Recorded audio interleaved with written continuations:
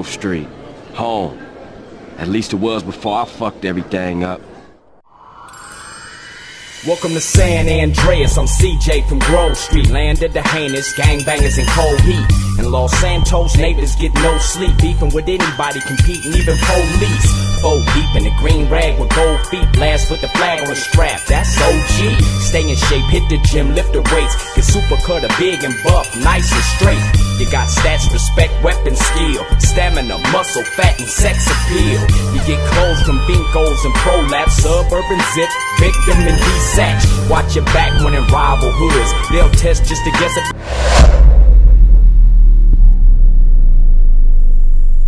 Perkenalkan, nama saya Nida Fitri Nina, NIM 2119274. Di sini saya akan membacakan dan sedikit menjelaskan mengenai tafsiran serta nilai pendidikan dalam surat Al-Mujadalah ayat 11. A'udzu billahi minasyaitonir rajim.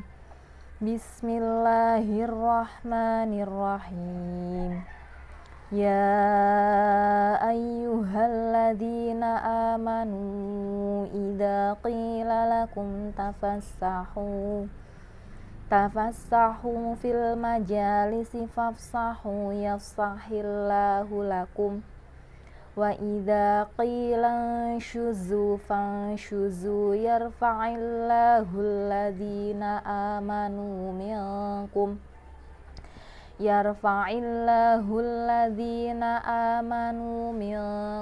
walladhina utul ilma darajat wallahu bima ta'maluna khabir. Ya ayyuhalladzina amanu idza qila lakum tafassahu fil majalisi yafsahillahu lakum. Wahai orang-orang yang beriman, apabila dikatakan kepadamu, berilah kelapangan di dalam majelis, maka lapangkanlah. Nah, kelapangan atau kejembaran ini itu apa? Wal muradu min hadhihi tawsa' isalul khair ilal muslim wa idkharus surur fi qalbi. Mendatangkan kebaikan kepada orang muslim atau memberikan kebahagiaan kepada orang-orang muslim. Nah, ketika kita sudah berhasil isalul khair alal muslim, maka yafsahillahu lakum, maka Allah akan memberikan kejembaran kepadamu. Kejembarannya berupa apa? Fikul lima turiduna tawasa'a fihi minal makan. Fikul lima turiduna tawasa'a fihi minal makan. Maka Allah akan memberikan kejembaran kepadamu dalam segala hal. Nah, fi hadil ayah, ayat ini menunjukkan tadullu ala anna kullaman wasi'a ala ibadillahi abwabal khairi warrohati wasi'allahu alaihi khairatid dunya wal akhirah. Ayat ini menunjukkan bahwa setiap orang yang memberikan kejembaran, yang memberikan kelapangan, yang memberikan kemudahan, yang memberikan kebaikan kepada orang-orang muslim, kepada makhluk-makhluk Allah, maka Allah akan memberikan kejembaran kepada mereka dalam segala hal, baik di dunia maupun di akhirat. Wa idza qila syuzu fanshuzu. Ai wa idza qila tafa'u amma wadi'ikum hatta tuwasi'u li ikhwanikum. Ketika kita diperintah untuk berdiri memberikan tempat kita kepada orang lain, maka fartafa'u wa qumu ilal maudi' alladzi tu'maruna bihi. Maka berdirilah, maka berilah kejembaran kepada orang lain tersebut. Nah, ketika kita manut, maka yarfa'illahu alladzina amanu minkum walladzina utul ilma darajat. Maka Allah akan meninggikan derajat, maka Allah akan meningkatkan derajat orang-orang yang beriman di antara kalian, dan Allah akan mengangkat derajat orang-orang yang mendatangkan ilmu. Tafsirannya, ayyarfa'ullahul mu'minina minkum ayyuhal ma'muruna bittafassah wal alimina minhum khosotan, ngangkat darojaten ing piro-piro derajat. Nah, ketika kita manut untuk memberi kejembaran kepada orang lain, maka Allah akan mengangkat derajat kita, dan juga Allah akan mengangkat derajat orang-orang yang berilmu secara khusus. Sebabnya apa? Sebabnya apa mereka berdua diangkat derajatnya? Sebab bimtisali awamirihi ta'ala wa awamiri rasulihi, sebab mereka manut perintah Allah dan manut perintah Rasulullah. Nah, selanjutnya wallahu bima ta'maluna khabir. Wallahu bima ta'maluna khabir. Wa hadza tahdid, hanya untuk menakut-nakuti. Nah, menakut-nakuti siapa? Lima lam yantasil al-amro, menakut-nakuti mereka yang tidak manut perintah Allah dan tidak manut perintah Rasulullah. Pada ayat tersebut dijelaskan bahwa Allah akan meninggikan derajat orang-orang yang beriman dan orang-orang yang berilmu, baik di dunia maupun di akhirat. Allah akan meninggikan derajat orang-orang yang beriman dan berilmu di dunia. Contohnya apa? Contohnya di dunia, orang yang berilmu dan orang yang beriman, orang yang berilmu khususnya akan lebih dihormati oleh orang lain. Contohnya kita pasti lebih menghormati para alim ulama, lebih menghormati guru-guru kita, karena salah satunya karena ilmu beliau. Nah, yang kedua, biasanya orang yang berilmu itu akan diberi kepercayaan mengendalikan atau mengelola sesuatu. Itu menunjukkan bahwa ilmu itu sangat penting di dunia, dan Allah juga meninggikan derajat orang-orang yang berilmu, seperti contoh yang saya sebutkan tadi. Nah, dalam kehidupan sehari-hari kita itu memang butuh yang namanya ilmu, baik dalam kehidupan kehidupan sehari-hari, kegiatan biasa, atau dalam beribadah. Jelas dalam beribadah kita jelas membutuhkan ilmu. Kehidupan sehari-hari pun jelas membutuhkan ilmu, seperti semisal kita mau bertani, kita harus tahu ilmunya bertani. Nah, seperti itu kan. Nah, apalagi dalam beribadah, kita tidak bisa asal-asalan beribadah saja. Seperti dalam taklim itu, fasadun kabirun alimu muntahatikun wa akbaru min hujahilun mutanasikun. Nah, kerusakan besar ahli ilmu yang tidak beribadah, tapi akan menjadikan kerusakan yang lebih besar apabila orang bodoh tapi ahli ibadah. Nah, di sini menunjukkan bahwa ilmu itu benar-benar penting, dan kedudukan ilmu itu penting. Orang yang berilmu pula akan ditinggikan derajatnya. Nah, nilai pendidikan yang dapat diambil dari ayat ini itu apa? Sebagai seorang muslim, kita tentu berkewajiban menuntut ilmu. Seperti hadis Rasulullah, thalabul ilmi faridotun ala kulli muslimin wal muslimat. Terima kasih. Mungkin seperti itu yang dapat saya jelaskan mengenai surat Al-Mujadalah ayat 11. Selanjutnya akan diterangkan oleh pemakalah lain. Terima kasih. Assalamualaikum warahmatullahi wabarakatuh. Perkenalkan, nama saya Fatihah Nurrohmah, NIM 2119236. Di sini saya akan membacakan dan menjelaskan surat Al-Mujadalah beserta terjemahan dan tafsirannya yang berbeda dari teman saya yang satunya. A'udzu billahi minasyaitonir rajim. Bismillahirrahmanirrahim. Ya ayyuhalladzina amanu idza qila lakum tafassahu fil majalisi fafsahu yafsahillahu lakum wa idza qila syuzu fanshuzu yarfa'illahu alladzina amanu minkum walladzina utul ilma darajat wallahu bima ta'maluna khabir. Shadaqallahu adzim wa shadaqa rasulillahil karim. Terjemahnya adalah, wahai orang-orang yang beriman, apabila dikatakan kepadamu, berilah kelapangan di dalam majelis-majelis, maka lapangkanlah, niscaya Allah akan memberi kelapangan untukmu.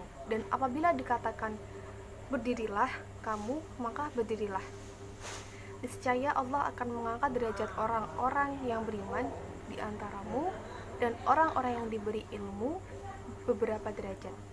Dan Allah Maha tahu apa yang kamu kerjakan. Sini saya akan menjelaskan tentang analisis isi kandungan dan penerapan dalam proses pendidikan surat Al-Mujadalah tadi. Kurang lebihnya menurut saya seperti ini. Dapat kita ambil pelajaran bahwa hendaknya lah ketika ada di dalam majelis disunahkan untuk memperbaiki tempat duduk dan mempersilakan orang yang baru hadir dengan memberikan tempat yang cukup untuk orang itu duduk. Nah, tafsir ayat ini juga mengajarkan kita untuk beriman dengan hati yang ikhlas, hati yang berlapang dada, serta patuh terhadap aturan Allah Subhanahu wa Ta'ala, serta giat dalam belajar dan mengamalkan ilmu, karena Allah akan meninggikan beberapa derajat untuk orang yang berilmu baik di dunia maupun di akhirat. Lalu selanjutnya, dalam konteks pendidikan tarbawi, hendaknya lah seorang pendidik dan peserta didik harus memiliki perencanaan dalam melaksanakan proses pembelajaran. Lalu harus bersikap rendah hati dalam melaksanakan proses belajar mengajar. Tidak boleh gumude, cara menolong tidak boleh sombong. Lalu selanjutnya patuh terhadap aturan dari pimpinan atau guru atau dosen ataupun yang mengajarnya ustadz-ustadzah. Lalu selanjutnya memiliki semangat dan giroh yang sangat dalam untuk melaksanakan tugas baik sebagai pendidik ataupun sebagai peserta didik. Ada beberapa indikator yang harus diperhatikan oleh seorang pendidik dan peserta didik dalam melaksanakan proses belajar mengajar. Kurang lebih yang pertama itu tidak egois ya. Kenapa tidak egois? Karena dalam ayat tersebut disebutkan tafassahu fil majalis. Tafassahu fil majalis arti aslinya dari fasohah adalah luas, sehingga tafassahu artinya bergeser agar tempat menjadi luas dan dapat diduduki oleh orang lain. Nah, gitu. Dalam arti lain, orang yang beriman dan berilmu yang sejatinya akan memberikan pelayanan yang sebaik-baiknya dalam pembelajaran. Nah, selanjutnya tadi tidak egois, lalu selanjutnya proaktif dan produktif. Produktif di sini ialah responsif. Maksudnya responsif itu cepat tanggap gitu terhadap amal soleh. Produktif berarti melakukan amal soleh yang bermutu secara kualitas dan berlimpah secara kuantitas, seperti disiplin misalnya, seperti disiplin dalam waktu, maksudnya tidak terlambat, mengikuti apa-apa dia tepat waktu, disiplin, konsisten, kontinu. Dalam konteks pendidikan, pendidik dan peserta didik diharuskan memiliki sifat proaktif atau responsif dalam proses pembelajaran, sehingga dapat menghasilkan karya-karya ilmu pengetahuan yang bermanfaat dan sesuai dengan Al-Quran dan hadis. Lalu dalam surat Mujadalah ini menjelaskan hubungan dengan etika dan sopan santun pendidikan. Dalam konteks ini seperti konteks tekstual, kajian tekstual ini misal kayak ilmu adalah keistimewaan yang menjadikan manusia unggul dan melebihi dari makhluk-makhluk yang lain gitu. Guna apa? Ilmu itu guna apa? Untuk menjalankan kekhalifahan di muka bumi ini. Kalian semua tahu bahwa manusia itu adalah khalifah di bumi. Sementara itu, manusia menurut Al-Quran memiliki potensi untuk meraih ilmu dan mengembangkannya dengan seizin Allah Ta'ala. Nah, berkali-kali Allah menunjukkan betapa tingginya derajat dan kedudukan orang-orang yang memiliki ilmu. Selanjutnya, tadi sudah tekstual, sekarang saya menjelaskan tentang kontekstualnya. Jadi ada beberapa alat yang dapat digunakan untuk meraih ilmu pengetahuan, diantaranya apa? Panca indera dan akal. Nah, panca indera ada 4. yakni pendengaran adalah mata, lalu akal, lalu hati, terus telinga, dan lainnya. Nah, di samping itu, di samping mata, telinga, dan pikiran sebagai sarana untuk meraih pengetahuan Al-Quran, dan bagaimana sih pentingnya peran kesucian hati itu gitu. Ilmu pengetahuan akan mudah diraih apabila dan mudah dipahami apabila hati seorang itu bersih. Jadi ilmu pengetahuan, sekali lagi saya ucapkan sekali lagi, ilmu pengetahuan akan mudah diraih dan mudah dipahami dengan baik apabila hati seorang itu bersih. Jadi tidak ada dengkinya, tidak ada dengki, tidak ada iri gitu. Dari sinilah para ilmuwan muslim menerangkan pentingnya tazkiyatun nafs. Guna apa? Guna memperoleh hidayah dan pengajaran serta bimbingan dari Allah Subhanahu wa taala. Kesimpulan yang saya tarik dari apa yang saya jelaskan tadi ialah dapat disimpulkan bahwa yang pertama, semangat tinggi para sahabat yang selalu ingin dekat dengan guru mereka yaitu Rasulullah. Karena apa? Karena para sahabat ingin selalu mendengar ucapan-ucapan yang Rasulullah ucapkan gitu. Yang kedua, menghormati orang-orang yang memang berhak untuk dihormati, seperti orang tua, orang yang lebih tua dari kita, dan sebagainya. Lalu yang ketiga, mengakui keistimewaan orang-orang yang memang istimewa. Lalu yang keempat, ini mengharuskan kita untuk mempermudah atau memberikan kelapangan kepada orang lain dalam suatu majelis, dan juga untuk bersegera memenuhi kebaikan sehingga Allah meninggikan derajatnya orang-orang yang baik tersebut. Nah, dalam konteks pendidikan tarbawi surat Al-Mujadalah ayat 11 ini, saya tarik kesimpulan bahwa menjelaskan tentang etika pendidik dan peserta didik. Maka hendaknya lah pendidik dan peserta didik harus, yang pertama, harus memiliki perencanaan dalam melaksanakan proses pembelajaran. Yang kedua, bersikap rendah hati dalam melaksanakan proses pembelajaran mengajar. Yang ketiga, patuh terhadap aturan dari pimpinan atau guru. Yang keempat, memiliki semangat dalam melaksanakan tugas, baik tugas individu, kelompok, maupun apapun itu, baik sebagai pendidik ataupun sebagai peserta didik. Lalu tidak egois dan proses belajar mengajar, lalu proaktif dan produktif dalam pembelajaran. Yang kurang lebihnya seperti itu. Semoga apa yang saya paparkan tadi bisa dipahami oleh kalian semua, bisa bermanfaat oleh kalian semua. Akhirul kalam, wallahu muwaffiq ila aqwamit thoriq. Wassalamualaikum warahmatullahi wabarakatuh. Assalamualaikum warahmatullahi wabarakatuh.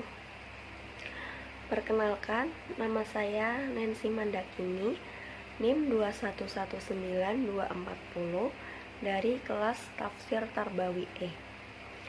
Di sini saya akan memaparkan materi tentang keterkaitan atau relevansi surat Al-Alaq ayat 1-5 dengan aspek-aspek pendidikan.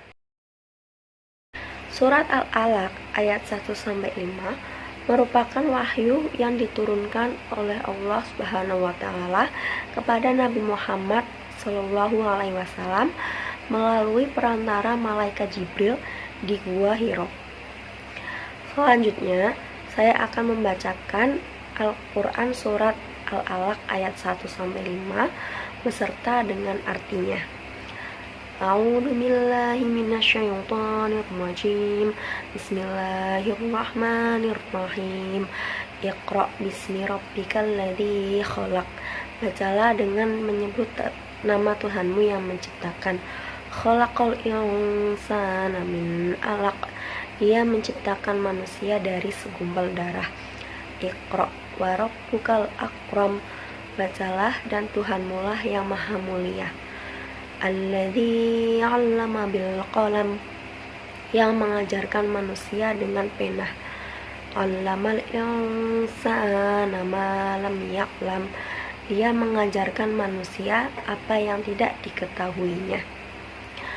Dalam Quran surat Al-Alaq ayat 1-5 di atas berkaitan dengan aspek-aspek pendidikan, yaitu membaca dan menulis. Ayat-ayat tersebut merupakan bukti tentang betapa perhatiannya Islam dalam hal pendidikan. Islam sendiri merupakan agama yang sangat menghargai ilmu pendidikan.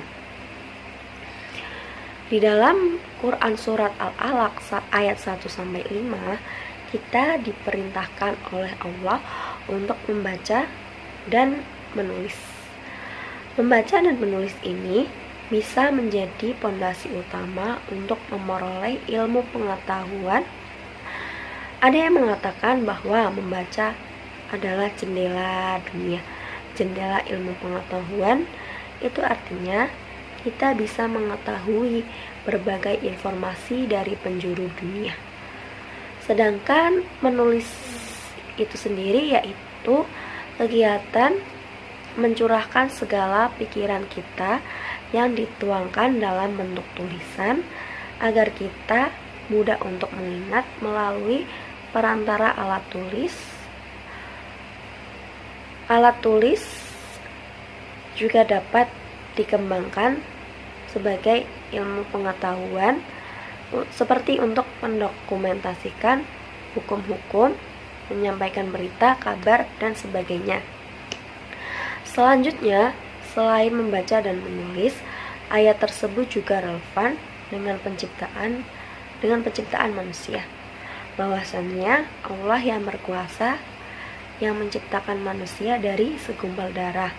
Kemudian Allah lah yang mengajarkan manusia apa yang tidak diketahuinya sehingga kita bisa menjadi manusia-manusia yang berilmu.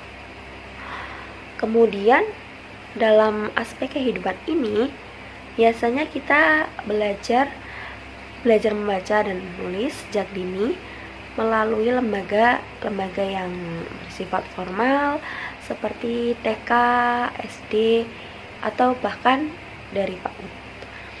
Dan kita bisa diajarkan membaca dan menulis di lembaga yang termasuk non-formal. Contohnya seperti kita diajarkan membaca dan menulis oleh orang tua kita.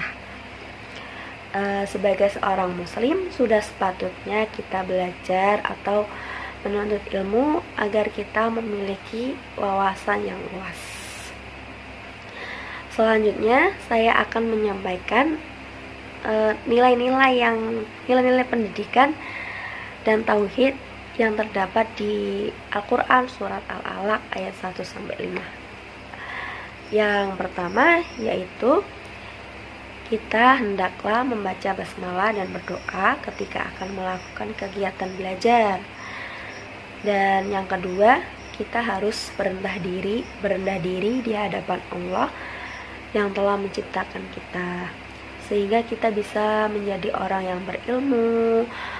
Kemudian yang ketiga, tetaplah mengagungkan Allah yang memiliki segala ilmu yang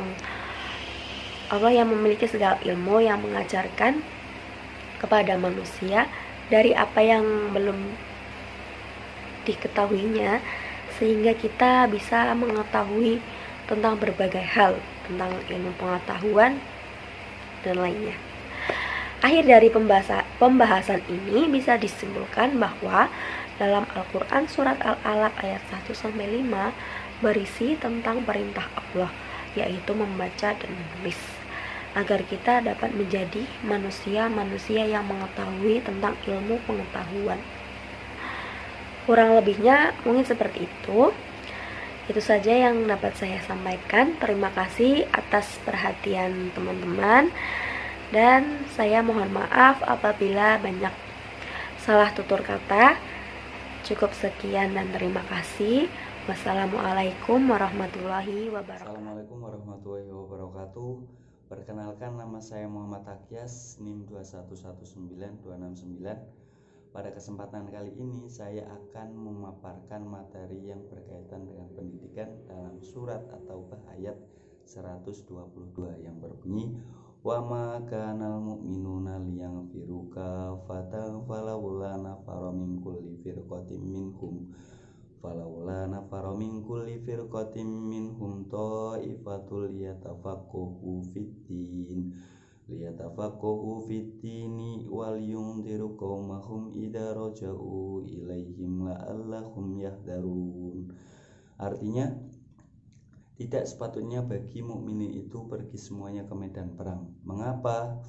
Mengapa tidak pergi dari tiap-tiap golongan di antara mereka beberapa orang untuk memperdalam pengetahuan mereka tentang agama dan untuk memberi peringatan kepada kaumnya apabila mereka telah kembali kepadanya, supaya mereka itu dapat menjaga dirinya. Adapun asbabun nuzul dari ayat ini itu ada beberapa riwayat. Di antaranya adalah yang diriwayatkan oleh Ibnu Abu Hatim yang bersumber dari Ikrimah, bahwasanya ketika Allah menurunkan atau surat At-Taubah ayat 39 ini, pada saat itu ada orang-orang yang tidak berangkat ke medan perang. Mereka berada di daerah Badui atau pedalaman karena sibuk mengajarkan agama kepada kaumnya. Maka orang-orang munafik memberikan komentarnya, sungguh masih ada orang-orang yang tinggal di daerah-daerah pedalaman, maka celakalah orang-orang pedalaman itu. Kemudian turunlah firman Allah yang menyatakan bahwa tidak sepatutnya bagi orang yang mukmin itu pergi semuanya ke medan perang. Itu riwayat yang pertama. Kemudian riwayat yang kedua ini sama diriwayatkan oleh Ibnu Abu Hatim, hanya saja bersumber dari Abdullah bin Ubaid bin Umar, bahwasanya mengingat keinginan kaum mukminin yang begitu besar terhadap masalah jihad, tersebutlah bahwa bila Rasulullah mengirimkan pasukan perangnya, maka mereka semua akan berangkat dan mereka meninggalkan Nabi di Madinah bersama orang-orang yang lemah. Maka dari itu mungkin itu alasan Allah menurunkan ayat 122 surat At-Taubah ini. Pada awal-awal ayat surat At-Taubah ini Allah lebih menekan perintah untuk berperang dan larangan untuk ceroboh dalam peperangan. Setelah cukup menyampaikan perintah itu, Allah menutup surat ini dengan instruksi mempelajari atau memperdalam ilmu agama. Karena apa? Mungkin ilmu pengetahuan juga bisa menjadi salah satu kunci majunya suatu peradaban. Sebelumnya surat At-Taubah ini memiliki beberapa nama, yakni diantaranya Al-Buhuth, kemudian Baro'ah, kemudian surat Azab, dan nama-nama lain. Itu bisa kalian cari di kitab-kitab tafsir. Kemudian kita fokus dulu pada ayatnya. Lafadz al-mu'minun pada ayat wa ma kanal mu'minun itu bisa dikategorikan menjadi dua, yakni ada mukmin yang mujahid, yang ikut berperang di jalan Allah, yang kemudian yang kedua ada mukmin yang nafir atau mukmin yang tidak ikut perang. Mukmin yang tidak ikut perang itu tadi ada dua. Yang pertama mukmin yang berposisi atau berkedudukan sebagai mu'alim atau muta'alim yang sedang belajar ataupun orang yang sedang mengajarkan sesuatu kepada yang lainnya. Yang kedua itu ajiz, yakni orang yang lemah. Lemah dalam artian fisiknya lemah. Secara spesifik mukmin diambil dari kata aman yang bermakna ketenangan jiwa dan hilangnya rasa takut. Dalam penggunaannya, lafadz aman dibagi menjadi dua, yakni pertama nama untuk keadaan atau posisi, yang kedua nama untuk sesuatu yang ia percayai. Kemudian kita lanjut, lafadz firqah dan ta'ifah. Lafadz firqah itu bisa dimaknai dengan kelompok atau golongan besar. golongan yang lebih besar dari lafaz Taifah.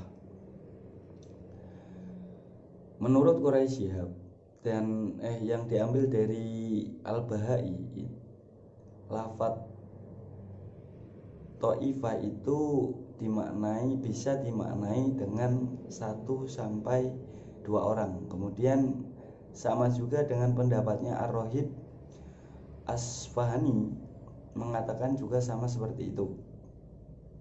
Sedangkan Imam Mujahid itu berpendapat bahwa Taifah bisa dimaknai di antara 1 orang sampai 1000 orang. Taifah dalam ayat ini mempunyai arti golongan kecil atau sebagian dari firqah, sebagian dari golongan besar. Kalau firqah itu golongan besar, jadi Taifah di sini itu golongan yang kecil. Kemudian kita fokus lagi ke ayat liyatafaqahu. Lafaz liyatafaqahu itu dalam shorof itu dikategorikan sebagai fi'il mudhari'. Mengapa? Karena terdapat huruf mudhari'ah. Liyatafaqahu, yatafaqahu itu diambil dari masdarnya yang berupa tafaqquh. Aslinya adalah fikhun, kemudian diubah menjadi kemudian ditambahi huruf awalnya berupa tak dan kemudian ditat'if. Ditat'if itu ditasydid. Tafaqquh mengikuti wazan tafa'ala yang mempunyai fadilah takalluf, merdi kalau bahasa Jawanya itu, yang berarti berusaha mendalami atau memahami suatu perkara dengan susah payah. Kemudian fikih dalam bahasan ini memiliki 2 makna. Yang pertama yaitu ilmu agama. Yang kedua itu fikih dimaknai sebagai ilmu umum atau ilmu apapun itu, ilmu yang tidak hanya berkaitan dengan agama. Kemudian secara umum ilmu itu dibagi menjadi 2. Ilmu ada yang muktasab dan ada yang laduni. Wafil laduni kola wafi. Muktasab ini artinya ilmu yang dimana dalam mencarinya itu kita harus berusaha. Adapun laduni itu murni anugerah dari Allah Subhanahu wa taala. Kita lanjut tafsirnya. Dalam tafsir Jawahir ini tafsir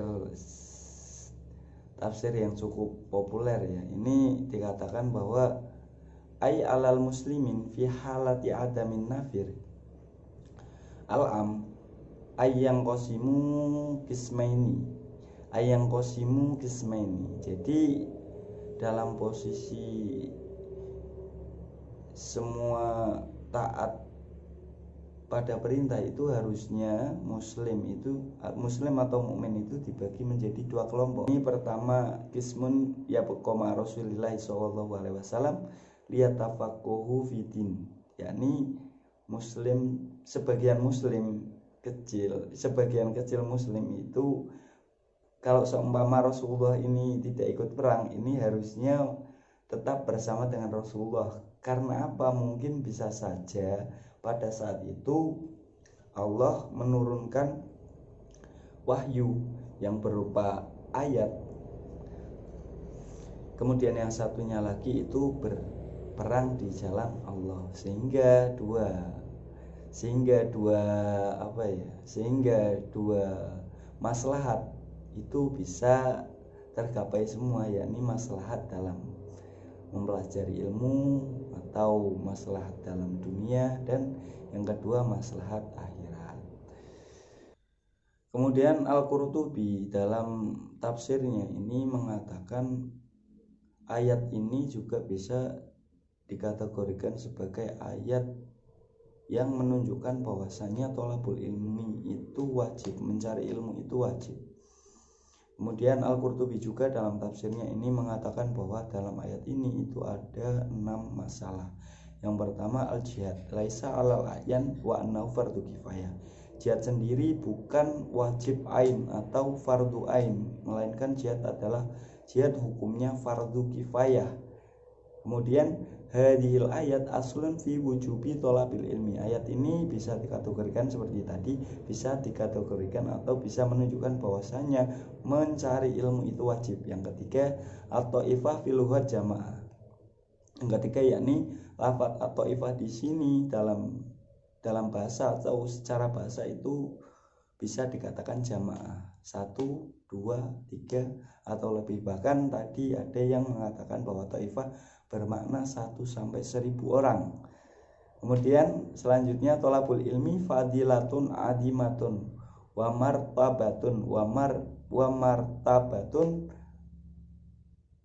syarifatun la yuwazinuha amalun. Jadi tolabul ilmi itu mempunyai suatu fadilah yang besar, suatu keistimewaan yang besar, bahkan sekalipun amal tidak bisa menyamainya. Yang ketiga domir. Yang ketiga ini hanya sekedar bahas domir yang ada pada liyatafaku dan liyung diru. Ini kembali kepada al-mukim yang bersama dengan Nabi. Selanjutnya tolabul ilmi yang qasimu kismaini. Yang pertama fardun alal ayan, wajib untuk semua orang, dan yang kedua ini fardu kifayah. Fardul ala ayan ini seperti halnya sholat, zakat, puasa, ini termasuk fardu ain. Yang fardu kifayah ini seperti halnya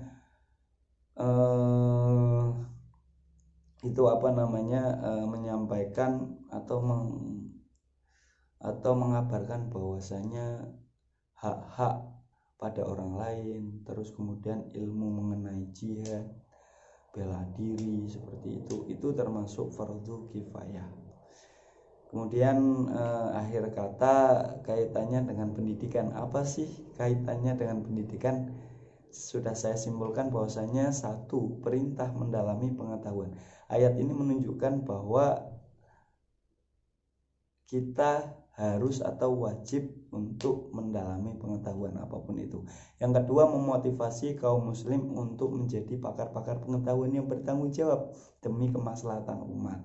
Sampean bisa jadi ahli matematika, demi memajukan Islam bisa saja seperti itu. Kemudian yang ketiga, pentingnya memperdalam ilmu pengetahuan dan memperkaya wawasan